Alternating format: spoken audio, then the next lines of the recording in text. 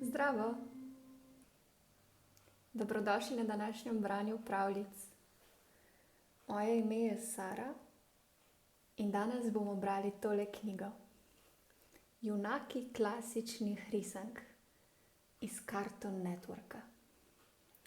Noter je 14 čudovitih zgodb in danes bomo prebrali kakšno, pa poglejmo.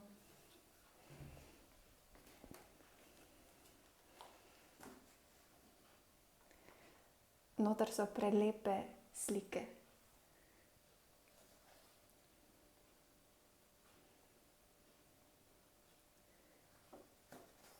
Poljedelec Bor.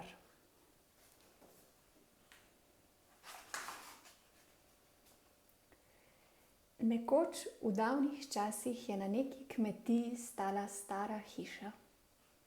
V stari hiši je bila postelja in na postelji je ležal kmet. Vendar pa to ni bil katerikoli kmet. Na postelji je ležal pes z imenom Borovnica, na kratko Bor, in trdno spal. Pa mu ni bilo dano dolgo spati. Zgodaj zjutraj je njegovo smrčanje prekinilo glasno zvonjenje. Hrup je bil oglušujoč. Bor je zaspano odprl eno oko in si rekel: menda to še ni budilka.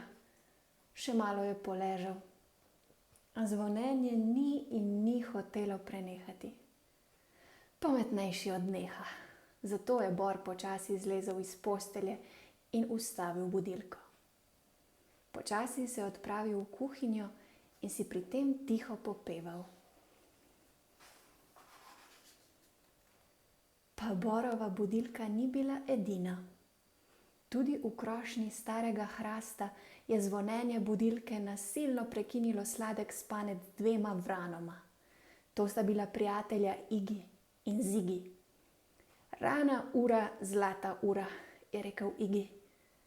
Lenega čaka strgan rokav, palca beraška, je začel Zigi, a kaj hitro nehal, kajti raje se je pridružil Igiju pri obilnem zajtrku. Ta je namreč pod drevesom našel debelega, sočnega črva. Po zajtrku sta se Igi in Zigi postavila na ograjo in nestrpno čakala. Le kje je zdaj? Se je hudoval Igi. Prav res sovražim, če zamuja, je prav tako nejevoljno pristavil Zigi. V tistem trenutku so se odprla vrata in iz hiše je še ves zaspan stopil Bor. Napotil se je proti ograji. V roki je nosil skodelico opojno dišeče kave. Jutro, fanta, je zazehal. Jutro, sta v en glas odgovorila vrana. Bor se je usedel pod hrast in srknil požirek dišeče kave. Krasno, kako sta kaj vajeni družini, fanta, se je pozanimal. Krasno, hvala, je rekel Igi. Zigi pa se je pohvalil. Imam nove fotografije otrok. Vrana sta sfrfotala z ograje in prisedla k Boru. Zigi je potegnil na plan cel kup družinskih fotografij. Neverjetno, kako hitro otroci rastejo, je rekel Bor. Fiu! Ta prijetni pogovor je prekinil glasen žvižg. V trenutku se je prijateljsko vzdušje spremenilo. Bor je skočil pokonci in zakričal: Kljune stran od moje koruze, požrešna nemarna! Preganjal ju je okoli drevesa in odgnal od zrele koruze. No, priznati pa je treba, da se ni prav preveč trudil, da bi ju ujel. Ptiča sta obletela koruzno polje. Nato pa sta se spet spustili na tla, se sprehajala med vrstami koruze in pridno zobala zrela zrna. Izbirala sta najlepše storže, a nobenega nista do konca obrala, saj jih je bilo veliko na voljo. Nato sta si vzela nekaj časa za počitek. Udobno sta se namestila na ograjo in kar na smeh jima je šlo, tako sita sta bila. Potem pa sta se začela ozirati okrog sebe. Kam pa se je dal? Je vprašal Igi. Prav zares ne vem, je odgovoril Zigi.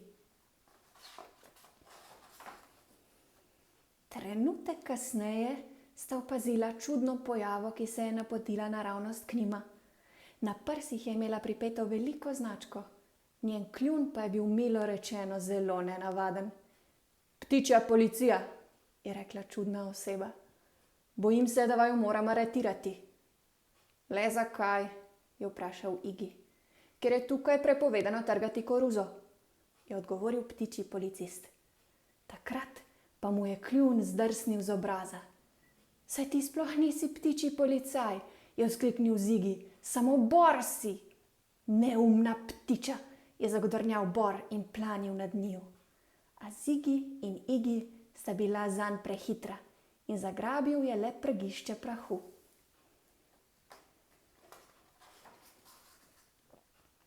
Igi in Zigi sta brez posebnega napora spet preletela polje in se znova posvetila bogati pojedini. Jedla sta in jedla, dokler nista mogla niti zrna več. Potem pa sta si spet privoščila malo predaha na ograji. Takrat pa je Igi pod njunim drevesom opazil nekaj nenavadnega. Pristopicala sta bliže in opazila, da leži na tleh velikanski koruzni storž. Seveda pa sta takoj tudi opazila, da gre za prevaro. Koruzni storž je bil le vaba iz lepenke, na kateri je bil privezan en konec vrvi, medtem ko je bil drugi konec privezan na velik zaboj, ki je visel pod hrastom. Zdaj boš imel nekaj zanimivega, je rekel Zigi. Vzel je bankovec in ga potisnil pod velikanski koruzni storž. Nato pa sta se brž skrila za drevo in čakala. Bora ni bilo treba dolgo čakati. Hotel se je prepričati, če sta vrana morda že ujela v njegovo past. To ima bo dalo vetra nenasitnežama, je mrmral sam pri sebi. Potem pa je opazil bankovec pod storžem. Ja, presneto, se to je bankovec? Danes je pa res moj srečen dan. Pripognil se je, da bi ga pobral, a to je zadostovalo, da se je sprožila past. Nesrečni bor je končal pod zabojem. No, morda pa tudi ni, je bilo slišati pridušen glas izpod zaboja. Igi in Zigi sta v čas zmage odplesala nekaj plesnih korakov po dnu zaboja. Nato pa pohitela nazaj na delo. Koruzni storži so ju čakali. Jedla sta in jedla, grizla, kljuvala in žvečila, za njima pa je ostajala dolga sled okljuvanih koruznih storžev.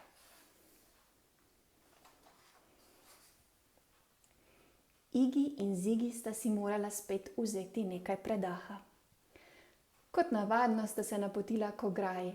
Ko sta si malo opomogla, pa sta poletela nazaj na koruzno polje, da bi si privoščila še posladek, še nekaj sladkih koruznih zrn. A tokrat sta se ustavila, kot bi jima kdo podsekal noge in krila. Na poti jima je bila čudna visoka postava. Strašilo. Strah me je vzživčen rekel Igi. Mene tudi, je odvrnil Zigi. Spogledala ste se in si prikimala. Zato pa tudi pravijo strašilo temule. In vendar je bilo, če si ga nekaj časa gledal, na tem strašilu nekaj zelo znanega, domačega. Imelo je dolg nos in viseča ušesa in ves čas si je požvižgavalo napev, ki je bil boru najljubši. Igi in Zigi sta se spet spogledala in si pomežiknila. To strašilo bi bilo treba nekoliko popraviti, je rekel Igi. Da, predvsem obraz ni še povsem dokončan, se je strinjal Zigi.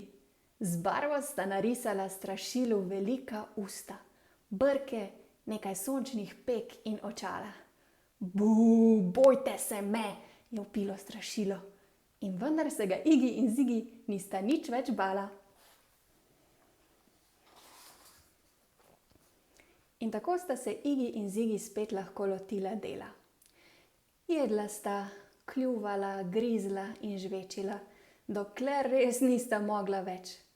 Nato pa sta se blaženo sita spet odpravila počivat na ograjo.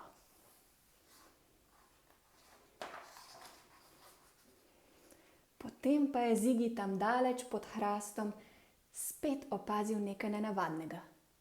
Pojdiva, raziščiva to zadevo, je rekel Igiju.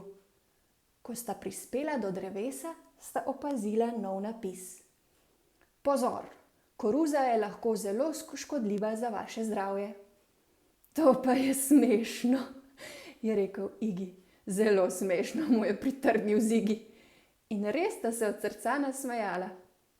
In ko sta se tako krohotala, se je z drevesa spustila vrv in se zategnila okoli njunih vratov. Ko sta vsa prestrašena pogledala v krošnjo drevesa, sta na močni veji zagledala bora. Prav zares bi morala upoštevati napise, je rekel. No, pa z Bogom požrešna razbojnika. Fiu! V tistem trenutku se je zaslišala piščalka. In bor je nemudoma odvezal vrv, s katero sta bila zavezana ptiča. No, fanta, danes smo pa veliko naredili, a ne? Do jutri, bor, je rekel Igi. Da, jutri nasvidenje, je rekel Zigi. In to čim bolj zgodaj, kaj ne? Jima je odgovoril bor.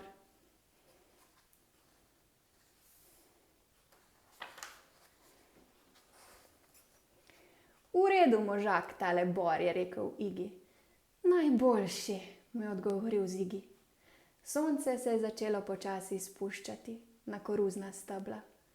Minil je še en naporen dan in poljedelec bor je pobral svojo skodelico za kavo in se odpravil domov k zasluženemu počitku.